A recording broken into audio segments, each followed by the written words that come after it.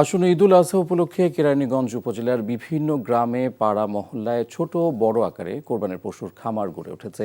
এই খামারগুলোতে ব্যস্ত সময় পার করছেন খামারিরা। অন্যদিকে কোরবানির ঈদ সামনে রেখে নাটোরের খামারগুলোতে প্রস্তুত করা হয়েছে 5,14,000 পশু। কিন্তু এবার বড় গরুর চাহিদা নেই বললেই চলে। এই কারণে বাণিজ্যিক খামারিরা পড়েছেন দুশ্চিন্তায়। কেরানীগঞ্জের দেলোয়ার হোসেন ও নাটোরের হালিম খানের পাঠানো তথ্য ছবিতে ডেস্ক রিপোর্ট। ঢাকার কেরানীগঞ্জ উপজেলার প্রত্যন্ত গ্রামগুলোতে সাধারণ কৃষক ও খামারিরা শেষ মুহূর্তের পরিচর্যা করছেন কোরবানির পশুগুলোকে। খামারিরা বলছেন তাদের সবচেয়ে ভালো গরুটার দাম 12 লাখ টাকা। আর সাধারণ কৃষকরা জানান তাদের গোয়ালে পালিত দেশি গরু লাখ টাকা পেলেই বিক্রি করে দেবেন। কেরানীগঞ্জের বড় বড় খামারিরা জানিয়েছেন ইতিমধ্যেই তাদের খামারের অর্ধেকেরও বেশি গরু বিক্রি হয়ে গেছে। আমাদের গরু লালন করার বয়স হলো আপনার 40 থেকে 50 বছর। তারপরে ধারাবাহিকতা আমরা এই ব্যবসা লালন পালন আমরা এখানে নিজেরাই করছি। আমরা 60% প্লাস বিক্রি করে ফেলেছি।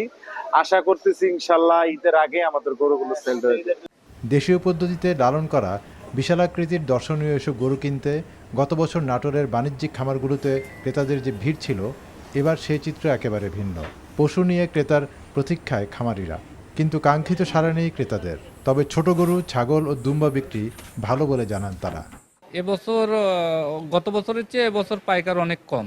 এবছর যদিও একটু চাহিদা কম মনে হচ্ছে, আশা করতেছি এখনো সামনের সময় আছে।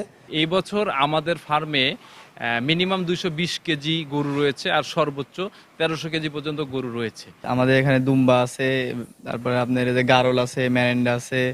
কোরবানির ঈদের এখনও বেশ কিছুদিন সময় আছে উল্লেখ করে শেষ মুহূর্তে পশুর বাজার জমে উঠবে বলে আশা প্রকাশ করেন জেলা প্রাণী সম্পদ কর্মকর্তা। ঈদের 10 দিন আগে থেকে মোটামুটি বেচা কেনা শুরু হয়। তো যেহেতু এখনো আমাদের আরো 5-6 দিন পরে বোঝা যাবে, তখন কিন্তু দেখা যাবে যে হাট বেশ জমে উঠে। কোরবানি উপলক্ষে নাটোর জেলার 22,000 খামারে এবছর 5,14,000 পশু প্রস্তুত করা হয়েছে। প্রয়োজনের তুলনায় 2,40,000 পশু এবার বেশি আছে বলে জানা যায়। আহমেদ শরীফ, NTV নিউজ ডেস্ক। এই ঈদে জামা জুতো অ্যাক্সেসরিজের ডিসকাউন্ট।